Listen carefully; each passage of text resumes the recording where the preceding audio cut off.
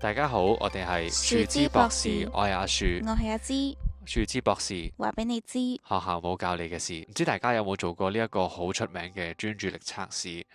我會俾大家咧去先睇下呢條片啦，然之後咧大家可以數下咧白色衫嘅人咧傳咗嗰個籃球幾多次喎。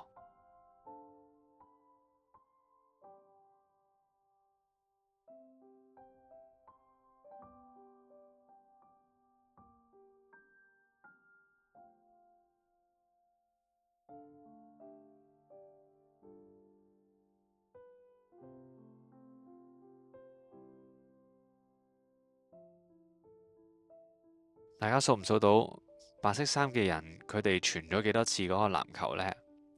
正確答案呢係15次。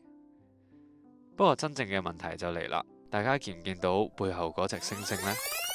我哋不如重新再睇多一次嗰條片啦，你就發現呢嗰個星星好明顯出現咗喺條片嘅中心。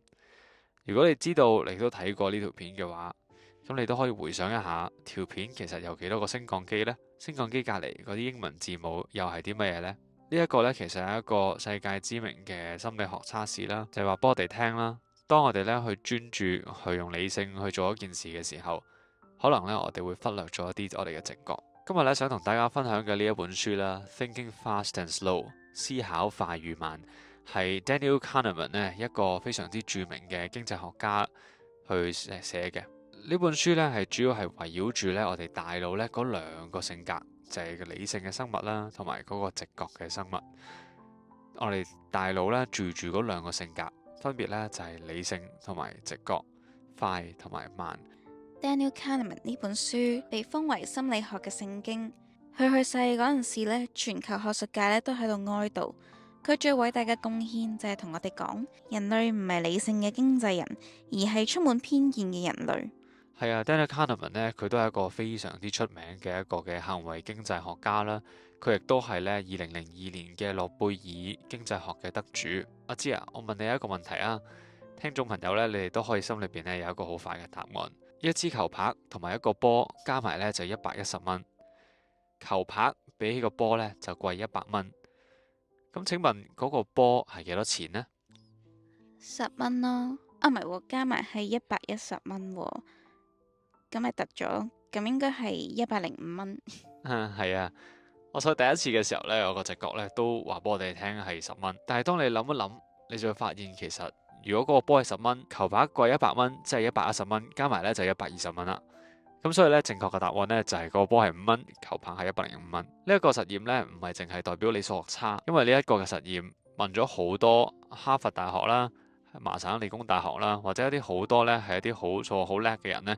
當佢哋呢去用1秒去直接有一個嘅反應嘅時候呢，佢第一個反應呢都會答錯呢條好簡單嘅小學算式問題。Daniel Kahneman 想講嘅呢，就係我哋人係有兩個嘅核心架構，就係分別就係系統1同埋系統2啦。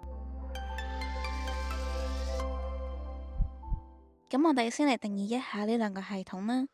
系統1呢，就係 fast thinking，佢係一個自動導航嘅模式，反應極快啦，唔費力啦，亦都唔受我哋嘅意識控制，就好似我哋嘅反射動作咁樣，就好似我哋喺啲熟悉嘅路上面行啦，或者呢我哋答2+2等於幾多咁樣。而第二個系統呢，就係 slow thinking，佢係手動模式嚟噶，好慢啦，好費力啦，好需要專注。就好似呢，我哋喺地圖上面揾路啦，計17×24啦，或者呢去檢查一啲呢喺合約入面嘅法律漏洞咁樣。係啦，就好似頭先啦嗰個呢10蚊嘅答案啦，其實呢，我哋就係用咗嗰個系統1呢嚟做咗個搶答，太懶啦，冇諗就直接覺得嗰個直覺係答案。系統2呢，佢有佢嘅苦衷嘅，佢呢其實就好似呢我哋嗰個手機嗰個電池啦，係會冇電嘅。咁書裏邊提咗一個概念啦，叫做自我損耗 （ego depletion）。咁呢個就係我哋譬如好似開咗一日嘅會啦，我哋翻到屋企呢，其實都冇辦法呢去諗呢我哋晚餐啊想食啲咩噶啦，可能最後呢就會揀咗去樓下嗰度食老麥啦。咁呢，呢個就係因為我哋呢個系統2啦，喺我哋開會嘅時候呢已經耗盡晒嗰啲電池啦。咁剩翻落嚟嘅決定權呢，就交俾咗呢最懶惰嘅系統1咯。書入面呢都舉咗一個好驚人嘅案例啦，佢講呢以色列嘅法官啦喺審理假釋申請嘅時候呢，如果佢啱食完飯嘅話呢，個批准率呢係最高嘅，但係呢，隨住時間嘅流逝啦，去到下一餐之前，法官呢又血糖低啦，大腦又攰啦，咁樣，咁佢個系統二呢就要罷工啦。佢哋就會呢傾向做啲最唔費腦力嘅決定，就係拒絕解釋。雖然啦，我唔知道呢個例子咧係點樣去發現出嚟㗎啦。呢個咧都係點解咧 Daniel Kahneman 咧佢話咧系統二啦，其實佢係一個懶惰嘅控制者，即係咧佢咧隨時啦佢就會熄咗啦，會罷工啦，因為佢好難啊嘛，佢好辛苦啊嘛。咁但係咧，直接咧去批准人去做嘢嗰個系統一咧，嗰個直覺咧就好快咁樣可以做到決定啦。係啦，通常咧我哋就會直接採用咗系統一嗰個直覺啦，佢快啦，容易啦，除非我哋刻意去啟動呢一個系統二。咁所以我哋要做嘅嘢咧就係點樣可以將啊嗰個系統二咧變得勤力一啲啦，變得容易啟動一啲啦。但係話就容易啦，真係做就好難。作者呢就建議我哋啦，喺做重大決定嘅時候呢，要意識到認知放鬆 （cognitive ease） 呢個陷阱。當你覺得一個信息讀起嚟好順手啦，字體好清晰，或者對方講起說話呢好有自信嘅時候呢，你嘅系統一呢就會覺得好安全，完全呢放低咗戒心。呢個就係騙徒最中意利用嘅心理狀態啦。接下落嚟呢，我哋會講下呢，究竟呢一個衝動嘅小人啦，呢個系統一呢，係點樣呢去帶我哋呢去走一啲捷徑啦，同埋點樣形成到呢一啲嘅偏見嘅喎，即係 heuristic and biases。咁捷徑啦 heuristics 啦，就係其實喺大腦裏邊啦，面對複雜問題嘅時候呢，咁呢佢就會換成咗一個簡單啲嘅問題。舉個例啊，如果有人問你，你對而家嘅生活滿唔滿意啊？咁樣，其實呢個係一個好難嘅哲學問題。但係呢個人嘅系統一呢，就會偷偷地換成我今日心情好唔好呢？咁樣。咁如果佢今日啱啱中咗獎嘅話呢，佢就會話啊好滿意啊咁樣。咁呢個其實係一個替換 substitution 嚟嘅。另外大家都好中意呢，第一個陷阱呢，就叫做可得性捷徑啦 （heuristic shortcut）。就好似阿芝我呢，細個呢曾經開過一粒荔枝呢，入面有一條蟲喺度攣下攣下咁樣。之後就覺得呢，所有荔枝都好大機會呢會有好多蟲喺入面啦。以後呢都唔夠膽再食荔枝啦，都唔係以後嘅，而家都克服咗。咁呢個就係一個偏見啦。好多人呢都會一竹篙打死一船人啦，以偏概全咁樣呢，就因為一啲少少唔好嘅經歷啦，就化到好大，令到佢覺得呢全部嗰一樣嘢呢都係唔好嘅。係啦，咁我哋其實好多偏見都係咁樣形成㗎啦。一個比較典型嘅例子啦，就係呢，其實我哋好多人呢都會好驚呢去打飛機啦。驚有空難，但係咧，其實搭飛機嘅死亡率咧，其實咧係仲低過1300萬分之一㗎。我哋每一日啦坐車遇到車禍而身亡咧，嗰個嘅風險咧係遠遠高過搭飛機㗎咯。咁所以咧，其實我哋喺嗰個新聞啦，我哋見到好強烈嗰個畫面，我哋好容易會記住啦。好容易咧就可以提取到佢，就誤以為咧佢發生嘅頻率好高咯。另外一個好典型嘅例子啦，大家都以為鯊魚好危險啦，會食人啦。咁但係細細個咧，我哋喺海洋公園水族館咧門口咧，佢話俾我哋聽咧，俾椰子揼死嘅人咧，仲多過咧係俾鯊魚咬死嘅人。每年啦有150個人啦係俾椰子揼死啦，但係大概得5至10個人咧係俾鯊魚咬死嘅啫。咁其實嗰啲大白鯊嗰啲電影係真係屈咗鯊魚。咁啊，另外一個嘅 concept 啦就叫做Anchoring effect 定錨效應，咁呢個呢係談判同埋買嘢嘅時候呢嘅必殺技嚟嘅。咁啊，我哋如果去外國旅行嘅時候，見到一個皮袋咁樣先算啦。咁老闆就開價300歐啦，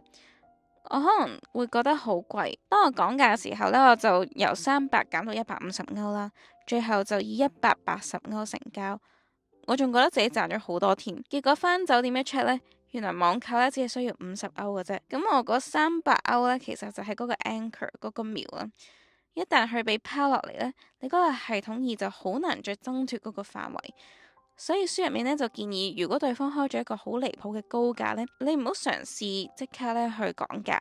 你應該咧即刻離開，或者話呢個數字太荒謬啦，我哋重新開始過啦。咁有另一個啦，呢本書都好出名嘅問題咧，就叫做 The Linda Problem 啊。大家可以一齊去諗下呢個問題啦。書裏邊咧描述咗 Linda 咧係一個31歲啦，單身直率、聰明嘅女士啦。大學咧主修哲學，非常關心歧視咧同埋社會公義嘅。問題嚟啦，以下落嚟咧邊一個嘅可能性高啲？1. Linda 咧就係一個銀行嘅櫃員。2. Linda 咧係銀行嘅櫃員啦，兼且咧佢都好活躍於女性嘅主義運動。大多數人咧喺呢個情況咧都會揀咗2啦，因為你覺得咧佢又主修哲學啦，佢又聰明啦，佢又關心社會正義啦，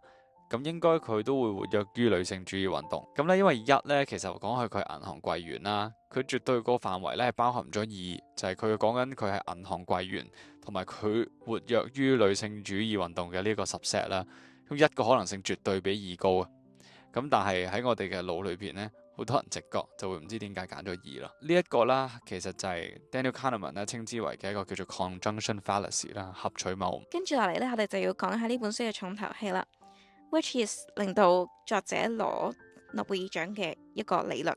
就叫做展望理論啦 （prospect theory）。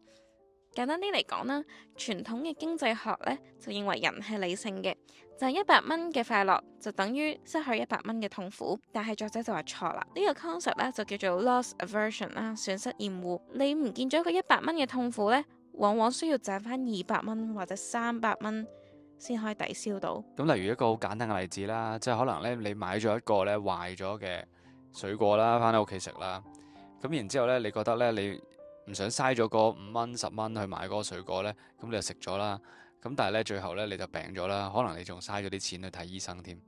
咁呢個咧就係一個咧沉沒成本嘅一個謬誤啦 sunk cost fallacy。你為咗咧唔想咧嘥咗個5蚊10蚊咧，去損失咗更加大嘅事咯。咁另外一樣嘢就叫框架效應啦 （framing effect）。之前咧有一間公司咧就係賣剃鬚刨嘅，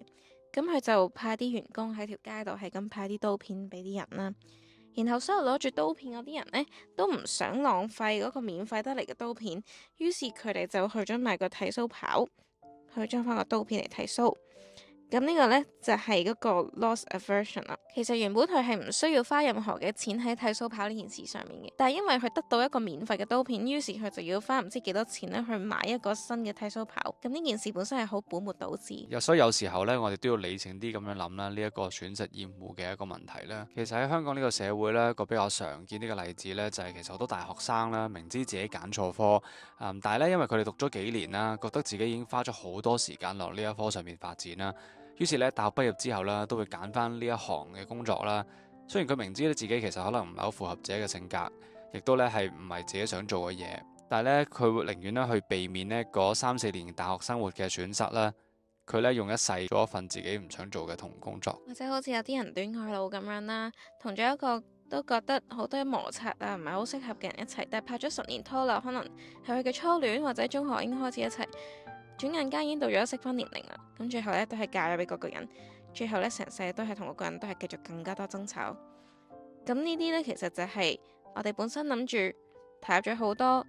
覺得好唔抵，但係最後呢，我哋投入要更，呢個都反映咗人呢往往呢係好想呢去繼續一啲唔啱嘅嘢去彌補自己投入咗嘅時間啦同埋精力，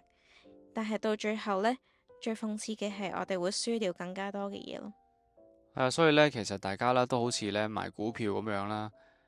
係啊，好多時候咧，我哋買股票嘅時候咧，我哋會識得止蝕啦。我哋可能識得 set 咧，如果我哋輸咗10%，我哋就會離場。咁但係咧，現實生活上邊咧，因為可能我哋比較難咧去衡量咧幾多先至係輸咗幾多 percent，所以咧好多時候咧，我哋都唔識得止蝕咯。咁但係其實嗰個概念都係一樣啦。我哋咧都應該要時刻咧去對呢一個沉沒成本嘅謬誤咧都要警醒啦。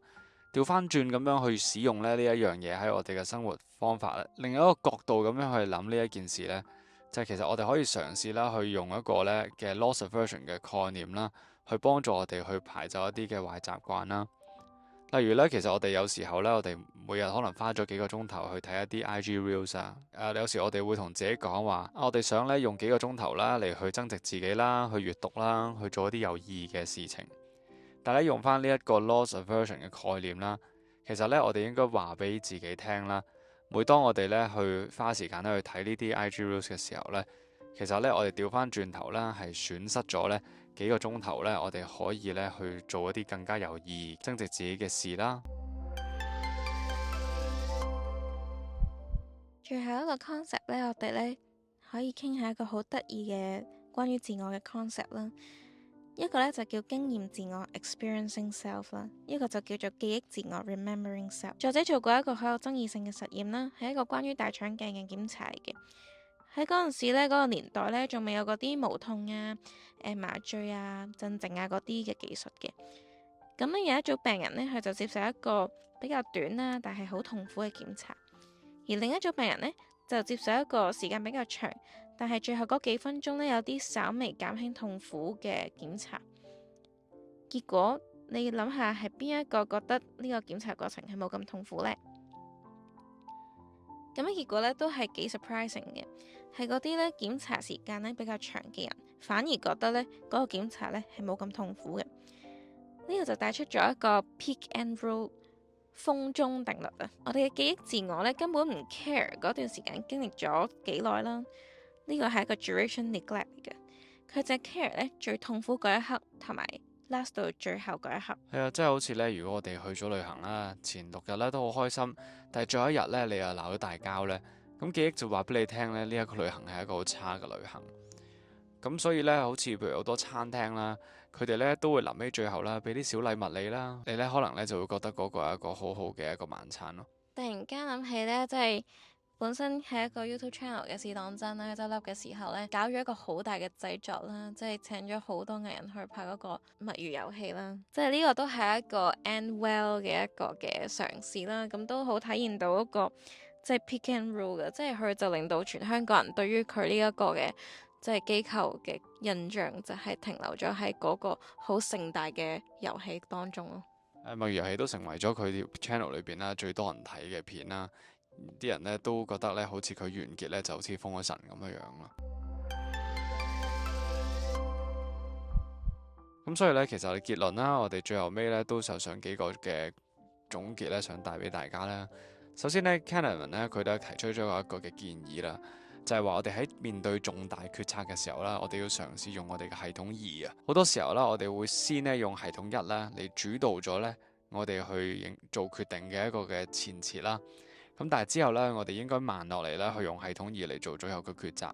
就好似呢，我哋去揀女朋友啦、揀配偶嘅時候啦，可能呢，你會因為佢嘅外表啦而去吸引咗你啦。咁其實呢個係一個系統1啦。咁但係慢慢落嚟呢，你要諗下同呢一個人適唔適合啦，你嘅性格啊、興趣啊各樣嘢嘅時候呢，你嘅性格啊、價值觀啊等等配唔配合嘅時候呢，咁呢一個其實就係要用一個系統2去慢慢去諗適唔適合做你嘅結婚對象咯。咁但係如果呢，你去呢個森林度揀你嘅伴侶嘅時候呢，棵棵樹都由頭到尾咁樣評估一下，究竟方方面面適唔適合嘅話呢，咁我真係好嘥時間。咁所以其實系統1呢都有佢嗰個存在價值嘅。咁第二點啦，就係其實我哋要承認啦偏見啦。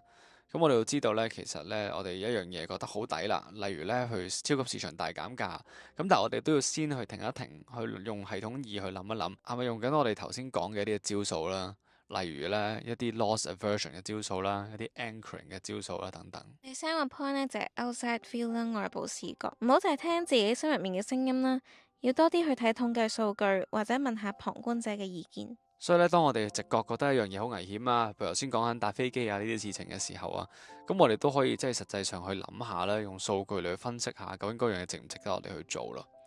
咁而第4點啦，就係事前驗屍啦。作者提出咗一個咧叫做 pre-mortem 嘅一個嘅諗法啦。通常咧我哋會講 post-mortem 啦，即係咧死咗之後咧去驗屍啦。咁但係咧 pre-mortem 嘅意思咧，就真係我哋咧喺呢件事情發生之前啦，我哋要先假設咗，譬如1年之後呢一件事失敗，究竟咧係咩原因啦？咁呢一個可以幫助到我哋咧去睇到一啲嘢係我哋可能直覺，我哋嗰個系統1咧係忽略咗嘅風險。我諗大家咧都可能都明白到咧，我哋唔可以咁相信咧我哋嘅直覺啦。特別咧係當我哋去管理錢啦、管理人際關係啦、健康啦、人生當中大小事情。多謝大家去聽我哋今日嘅分享啦。如果大家有啲乜嘢嘅得着都可以 comment 啦。如果中意我哋條片都係 like 啦，同埋 subscribe 我哋嘅 channel。我哋每個禮拜都會出一條新嘅片嘅。咁希望我哋都可以繼續一齊成長啦。我哋係樹枝博士，下次見。